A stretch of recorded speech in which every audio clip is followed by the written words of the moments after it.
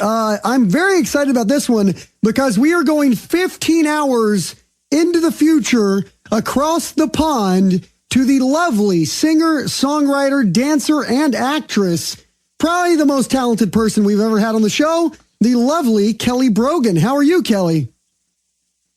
Hi, good, thanks, JC. How are you? I'm doing good. Can I get all my dumb, for those that don't know, obviously you're from Australia. Can I get all my dumb Australian questions out of the way first?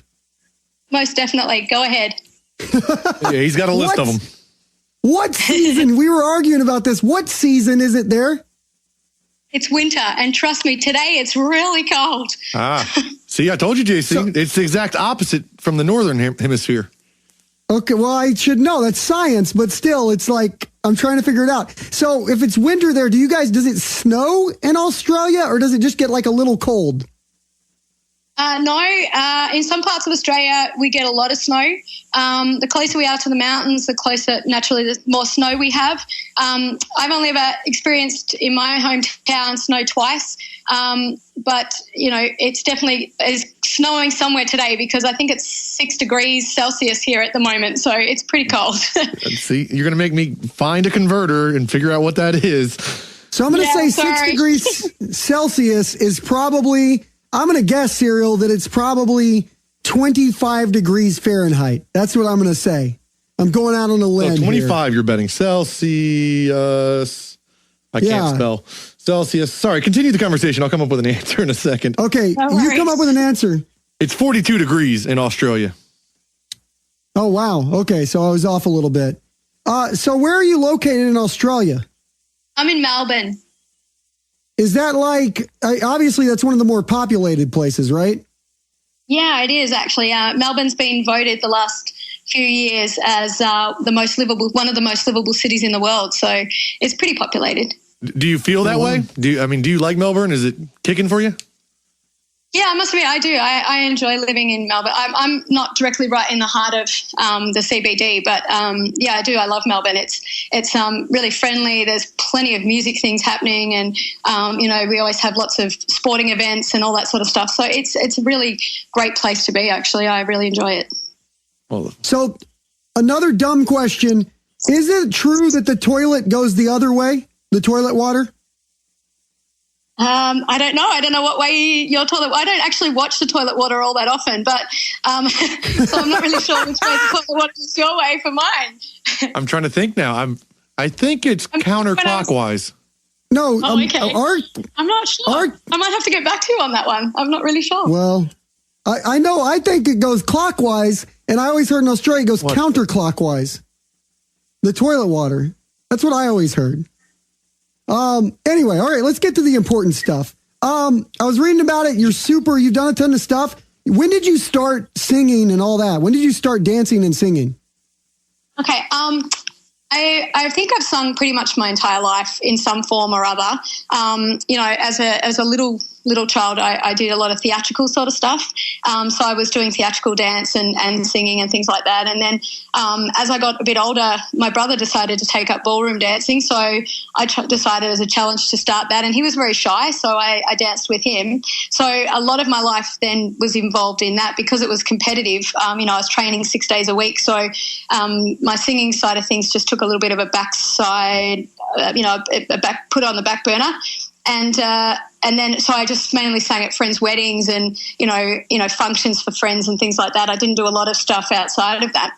And then my ballroom career sort of stopped about 6 or 7 years ago, and I then had a couple of health issues that I had to deal with, and I decided, I really enjoyed the singing, and I feel like I had so much more to give in that side of my life than what I had, and so I decided, let's give it another go, and luckily for me, it's been very positive, so it's been great. So, but you initially retired when you were 21. Did you have much of like a childhood, or were you always working? No, it's been one of those things where I went to school and I did everything else that every other kid did. I had friends and had fun with them. But the ballroom side of things, even though it was competitive, it was also very social because of its sort of stance, I suppose, in society. You're constantly with a whole group of people all the time, and that you just don't feel like you're missing out on anything. And it probably wasn't until I retired that I went, what do normal people do every day?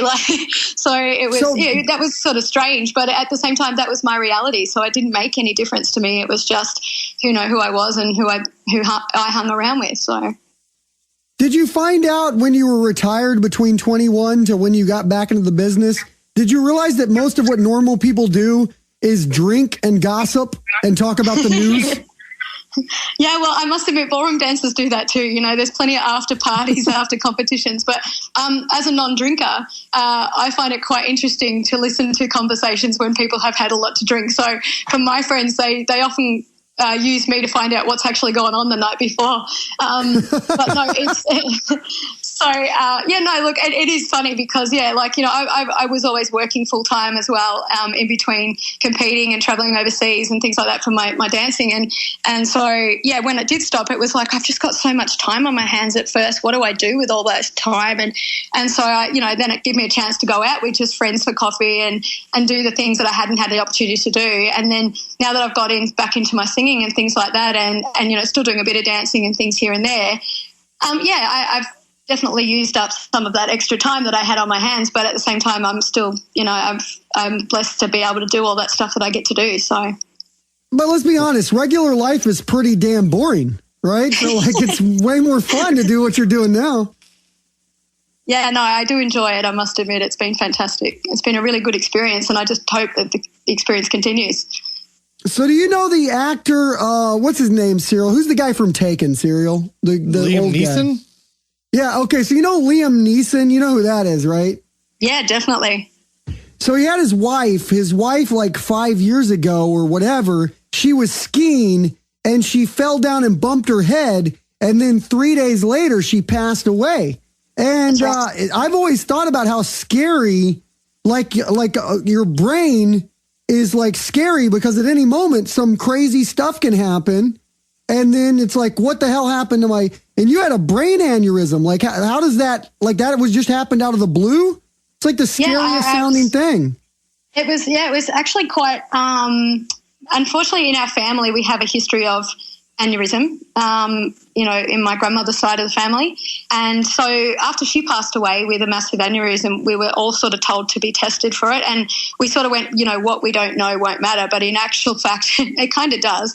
And so I was sitting at work because, I'm a performing arts teacher, in between when I was, getting my careers and stuff together. And I was sitting at work and I got this tingling in my arm and up my face, and I thought, left-hand side, that doesn't sound right to me. Maybe I've pinched a nerve because, I'm always on the go, so I do silly things sometimes. And so it was my birthday that day as well, and I rang just a local doctor and said, look, this is the symptoms I've got. Does that sound normal? Is it possibly a pinched nerve? He said, look, it doesn't sound right to me. I'd prefer you to go to to an emergency room. And I did. And when I was there, they sort of just asked me a number of questions. They did a CAT scan, and that's when they found it. And they said, look, at this stage, it hasn't burst, but it's sitting there and there's a clot, and that's what's causing the tingling, which was pretty scary at the time. I was sort of thinking, oh my God, I'm not that old. I don't want to go just yet. Is a brain aneurysm, isn't that just like a blood clot, or like what exactly is it?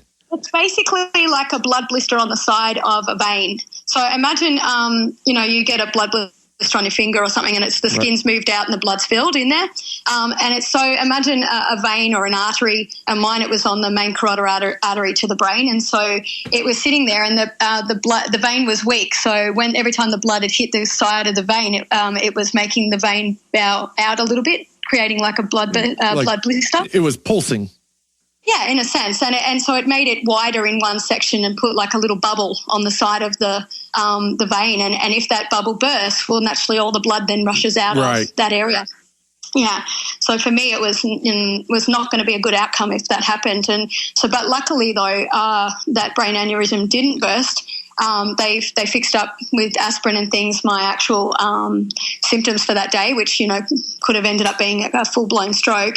And 6 months later, I had it completely coiled and a stent put in, which, you know, sits there and it's now meshed all in together. And luckily now for me, I'm, you know, in a sense cured of that particular thing, and I've just got to be careful that I don't develop any others. Wow. So are you telling me that my cancer theory is wrong? Because my theory has always been, if you just pretend like it's not happening, don't go to the doctor.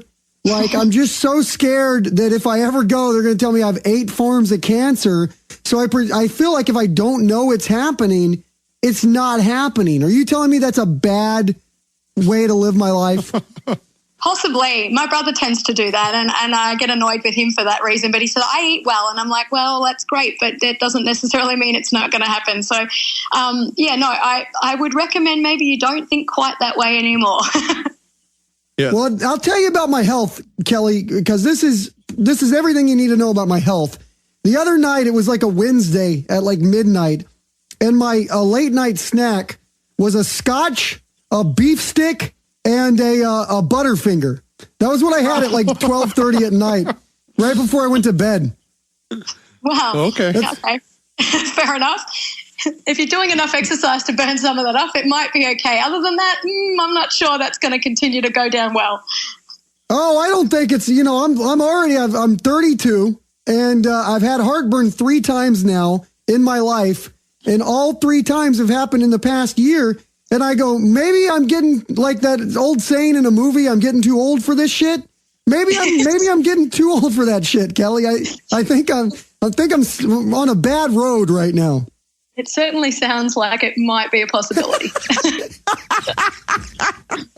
You've only had heartburn twice in your life? 3 times in the past year. It's the only times I've ever had heartburn. 3 times past year.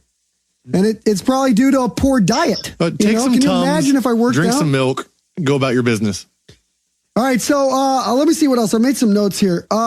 So you get back into music, and you find this guy out of nowhere. You decide you're going to go back to doing music, and you like meet a producer, and he's like, I love what you do, kid. I'm going to give you a record deal. Is that how it worked? Well, kind of. Not entirely. I was at our house, just like many people do in America. We decorate our house for Christmas. And quite a few times people have said, oh, you know, I get out and I sing with all the kids and we have a ball. We do carols and all that sort of stuff. And a few people said to me, look, have you ever thought of putting out a Christmas CD? And I said, look, I hadn't. And then they said to me, you should, because, you know, people would buy it. And if you don't want to take the money for yourself, maybe donate it. So after this happened with the aneurysm, I decided to do that, and I put together a CD, and we sold it for the Stroke Foundation here in Australia and raised money. I think within a couple of days we raised over $1,000, and so I went back into the studio to do a second one because, you know, a friend of mine said to me, my son plays that song or that CD all the time. You've got to do something else because I'm over it. I said, okay. So I went back in, and this particular day that I was in the studio, the guy that owned the studio walked in, and he's a producer. He's a songwriter and a producer, and his son was the engineer, and I didn't realise. So I just, g'day, how you going? You know, I'm pretty friendly. So that's how it came about. And one of the songs was Reindeer Boogie, which I loved as a kid. My granddad used to play it all the time. So I was doing that, and it has a real sort of country feel to it. And he said to me, I said, do you like country music? I said, oh, look, I love it. I said, I was raised on country music. I said, I have an eclectic, you know, range of music that I love, but I said, I have a passion for country music. He said, oh, look, I've got this song that I've written, and I'd love for you to do a demo of it for me because I said, I think it needs a female voice. I said, oh, okay. He said, would you come in and do it? And I said, yeah, look, that's fine. Let me know when you want it done. And I thought, oh, yeah, people always say stuff like that. He won't ring me. And then anyway, 2 weeks later he did. He rang and said, look, I'm really still interested. Would you come and do it? And so I did. And then when I put the song together, he said to me, he said, look, I love it. He said, I want to release it. Are you happy for me to release it with your name? And you know, we sort of sign you and help you out as much as we can. It's only a very small label and it's an independent one, but, you know, it's been fantastic. And the experience alone was amazing without anything else. So, yeah, it sort of started there. And then now we're, you know, putting together an album and, you know, we'll see what happens. Now, are you going more of the traditional route? Is it being like radio played and you're doing radio tours, or is it more of the internet new age kind of distribution channels? It's a bit of both, actually. There's, I'm assuming we haven't totally put it all together yet, but we will have some radio stuff happening. And I'm hoping, more and more people will get on board with that. And once the album's out, and we're also doing, iTunes. It's, the songs are now currently available iTunes and, the normal internet digital sort of stuff. That's all the stuff. Both my singles are available on those at the moment. So I think it'll be that. And I think they're also hoping that we'll have it available in some stores here in Australia, and I'm not sure what their plans are for overseas yet as far as hard copies are concerned. But, I think they're still working all that out. But, I'm hoping that it'll be different things that'll happen. So is country music like a huge thing there?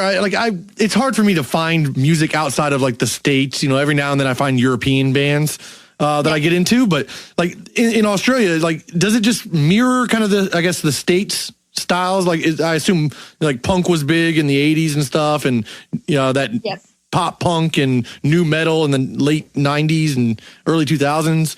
I guess what I'm getting at though is like, is it modern country or is it classic Western style? I think it's a mixture actually here in Australia, and some of it's sort of like a bit of a bush country as well here. We have some that it sounds very, very Australian.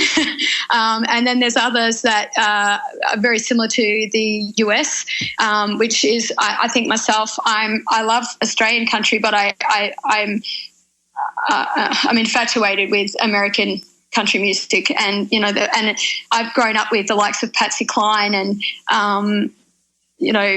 Willie Nelson, Hank Snow, all those different types of songs and stuff and artists. So for me, personally, country music, I love all styles of it. But here in Australia, it does tend to mirror a little bit the US.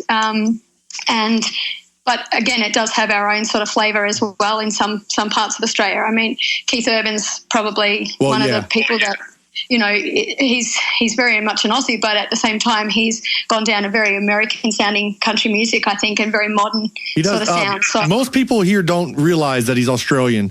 It's not until you see him on, what was the show, American Idol or whatever one he did for a little bit there. And a lot of people are step back and I didn't know he was Australian. He carries such an American accent when he sings. He does. I think because he's been there so long now too, and he's been a part of the country scene in America for so long. I think sometimes Australians forget that he's an Aussie. So, I think I can imagine why it would be so easy for the Americans not to realize that. I'm so interested. I want to find some like bushwhacking country from Australia now. Because we recently found a band from Sweden. They play bluegrass. I think a Swedish bluegrass band from Sweden. Steven Seagulls. You got to check them out. Okay, I will, definitely. But just fell in love with them and then spent a whole night just going through a bluegrass train from like foreign countries and rare artists and shit like that. It's just a lot of fun when you can find something that different that's good. I got an Australian music question I got to ask, because I hope this is the case. I tend to put Australia on a pedestal as far as like thinking it's probably the coolest place in the world. I haven't ever been there. I just assume everyone seems nice and cool. Was Limp Bizkit ever popular in Australia? Yeah, definitely. Yeah, no, definitely. Definitely popular here. Sorry. Damn it. I was hoping they weren't, because then I was going to go, Australia's the best. It's the one place that didn't like Limp Bizkit. They ruined music here. They ruined rock music. Right. No, look, I don't think they were excessively popular, but I knew who they were. So occasionally I'll do a thing, Kelli, where I'll on YouTube, I'll go through Australian artists that I love. And I always talk like I know what I'm talking about. But you can tell me whether or not these people are actually popular in Australia. Okay. Have you ever heard of Missy Higgins? Missy Higgins, yes, definitely. Is she popular there? She was pretty big for a while. I'm not sure how popular she is at the moment, but she was definitely big for a while. And was she considered a good artist? Yeah, definitely. Sweet. All right, I'm right on that one. What about Daryl Braithwaite? Do you know Daryl Braithwaite? Daryl Braithwaite is probably a big legend here in Australia. He, at the moment, a friend of mine's just been on a cruise and he was the headliner on the cruise. So he's still pretty popular here. One of his main songs was Horses, and that seems to be one of the things that most people seem to want him to sing. So, yeah, he's still pretty popular. I listen to that song. I listen to Horses like once a week.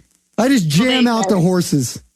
It's amazing. All right, let me try two more and then I'll quit. Have you ever heard of, I think he's from New Zealand, not Australia. So Australian people might hate New Zealand people. I don't know. But what about Ben Lee? Do you know Ben Lee? I don't know him that well. No. All right. That means Australian people do not like New Zealand people. No, it's not that we don't like them. It's just probably that, there's probably always been a rivalry, especially between our sporting teams. So, it's not, there's no rivalry necessarily in music, but in the sporting teams, there's definitely a rivalry. A bunch of, just wanks over there in New Zealand. That's what I say. Smug They're bastards. a bunch of wankers. They're a bunch of wankers. Okay, my final artist. And again, I claim that he's like huge in Australia, and I actually don't know this for sure. But have you ever heard of Kevin Bloody Wilson? Oh, God, yes. He's actually playing at our local pub in a I don't know if it's I think it's in July or August, and yeah, he's very different, but he's been very popular. I remember even as a kid, being hunted out of rooms because they were listening to Kevin. So he has a song called Alice, and that's where I first heard. The first song I heard was Alice. Who is Alice? I won't say the rest of it, but I liked that one a lot. That was a great song. Is he comedy? Is it supposed to be funny music? Because I assumed it was like Weird Al for Australia. Yeah, no, he's probably a little bit more what we call ochre, but he's definitely very, very popular here. He's, Aussies, I think we have great sense of humour, and, we're more than happy to laugh at ourselves and anybody else along with it, I think. So, Kevin's, fantastic. And guess what, Cereal? Guess what now? I have no more. That's it. That's all the Australian. I just wrote a list of all the Australian artists I know. I'm tapped out. Those are the ones I say. I know. I act like I know everything about Australian music because I know those three people. All right. Well, cool, man. I want to ask a couple serious questions. Is that Kelly? Can I ask you a couple serious questions or no? Yeah, no, go for it. I'll answer whatever I can. Okay. The first one is this. I'm glued. I'm like a crazy CNN guy. I'm glued tonight to the news because Britain is voting on Brexit, where they're going to leave the EU. Have you heard about this? Yeah, I have. Yeah, definitely. This is huge, man. I'm glued to I'm on my phone on BBC.com every 5 minutes refreshing it. Do you think, like the old Clash song, should I stay or should I go? What do you think? Should Britain stay or should it go? Which one?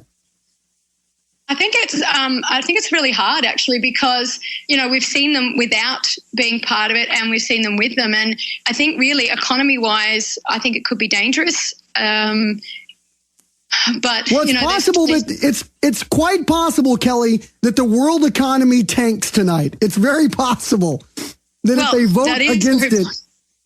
Yeah, it's scary, actually. It is, because and we often feel, I think, when we're in a country that whatever happens in that country affects us. But we the world is such a small place now that we forget that other things can actually play such a huge role in our lives, and we don't always take that into consideration, I don't think, enough. And this is one of those situations where that it could affect every single person worldwide, depending on what this outcome is. Yeah, I definitely agree. That's why I'm glued. Because the whole world economy is hanging in the balance tonight, and so I'm like locked in. The other thing I was going to say, I believe it was if I remember correctly, 1994 or 1992 in Australia, there was it was like really sad. There was a school, almost like Newtown, Connecticut. There was a school shooting that took place, and then they voted to basically get rid of guns in Australia. Yeah. And everybody was like, hey, let's do this. because everybody, the whole place went like, this is a good decision. And so you guys gave up your guns, and it's something the Americans would never do because they're gun nuts. But essentially, it seemed to have worked. Why do you think that Australia was able to pull that one off? What's the difference? Because you guys have cowboys and farmers and people who like to hunt too, right? Oh, certainly, yeah. And, they can still license and hold a gun, but they just can't walk in anywhere and buy them now. We were devastated by that massacre. It was one of the few times we've actually ever had one.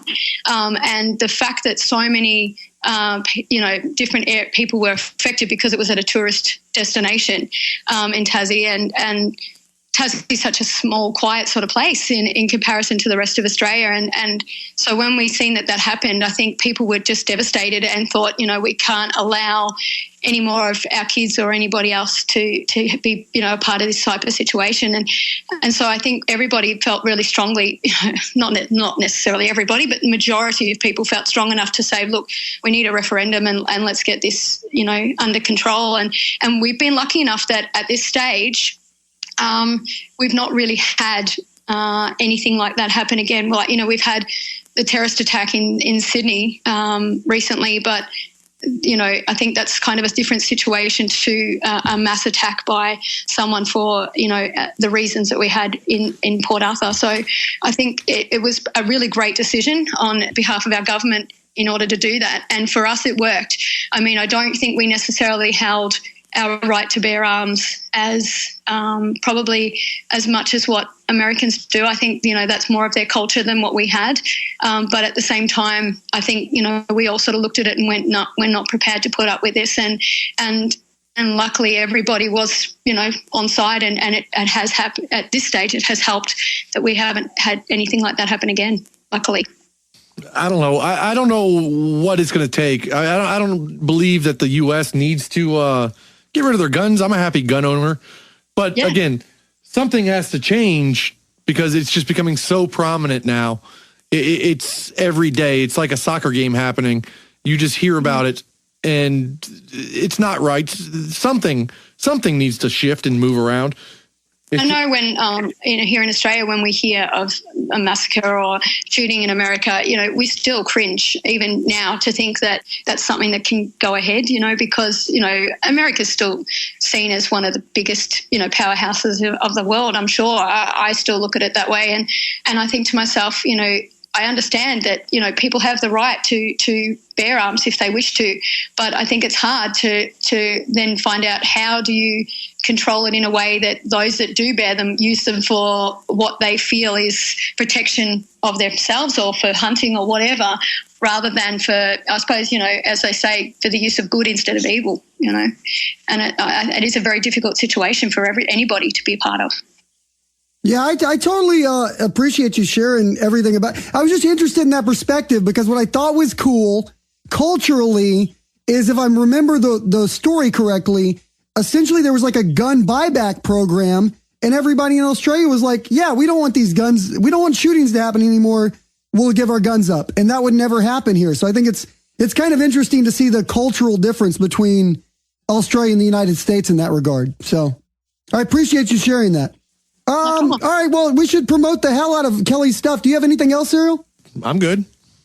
Okay, well, let's promote everything. KelliBrogan.com, right? That's right. And you got the new album coming out? Yeah, it is Kelly with an I. My mum decided to be different. When's the new album come out, or the new song? We're hoping for September. We were hoping earlier than that, but the producer had a knee operation and someone else got sick, and so there's been a few holdups. But I wanted to make sure that when it comes out, that it's something that I'm proud of and that people hopefully will enjoy. So it will probably be around September. Yeah, so we'll see how it all pans out, but that's the plan at this stage. Great. So and you can download her single Till the End. It is out now. So you can check that out on iTunes, and you can check her out on Twitter at Brogan_Kelly. Check her out there. And thank you so much for entertaining a couple idiots from Texas. We sure appreciate it. It has been my absolute pleasure, and thank you for having me on. I really appreciate it.